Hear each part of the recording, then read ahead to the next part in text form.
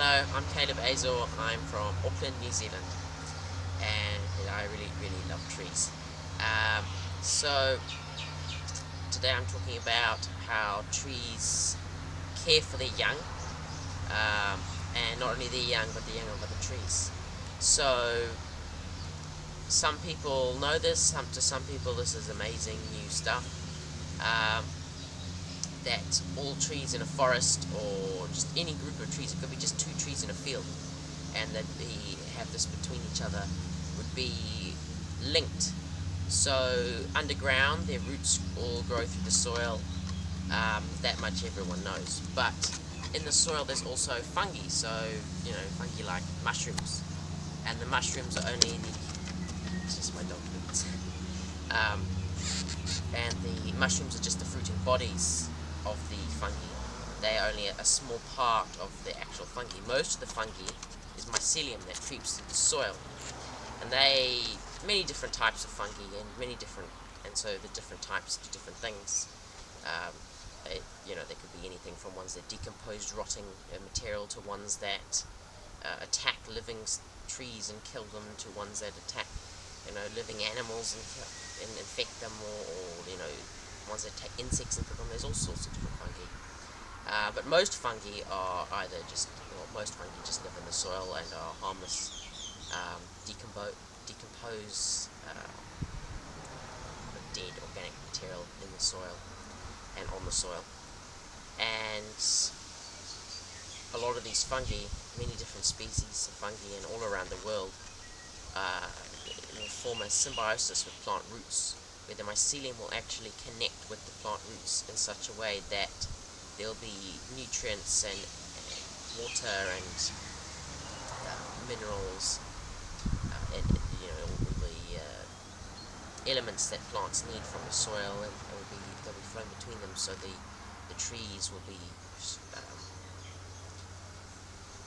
feeding, well, because the trees are plants and they produce sugars, so they'll be feeding those sugars to the fungi, which cannot photosynthesize and cannot produce sugars. And then the mycelium are finer and more widespread in the soil, so they can take in more water and nutrients from the soil, which they then feed in return to the tree. But these mycelium take this a step further. They will link the trees to their neighbors, so that in a forest all the trees will be linked by the roots, by the mycelial network. This is called the wood wide web. And this mycelial network is amazing. It will extend the entire forest or group of trees, no matter how big or small that may be, and be all these mycelium growing through the soil and working, as I said, with the trees, but also linking the trees with each other. So this then allows trees to send nutrients and sugars and that sort of thing between the trees, as well as messages.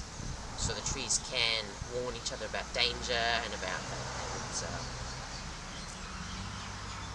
warn each other about if they're under attack by something, so that the other trees can get started with their defenses before the threat actually reaches them. And then also there's the older trees, not the older trees, the stronger trees will feed weaker trees. So if a tree is under stress and struggling, the other trees will feed it. And so it's like a community in which they pull all their resources, feeding each other, and so the strongest give more and the weakest take more. Sorry, I just had to pause it because of the lawnmower across the road making a lot of noise. So the trees, the stronger trees will give to the weaker trees and support them through stress and times of need, and then the weaker trees will be able to recover, and they'll be able to continue to give to their tree community, which is a really beautiful thing. It's just like the perfect society is trees. And so the minerals and nutrients from the soil that the trees need, as well as sugars, will flow via this mycelial network. And then also electrical messages and warnings and that kind of thing, so they can communicate with each other.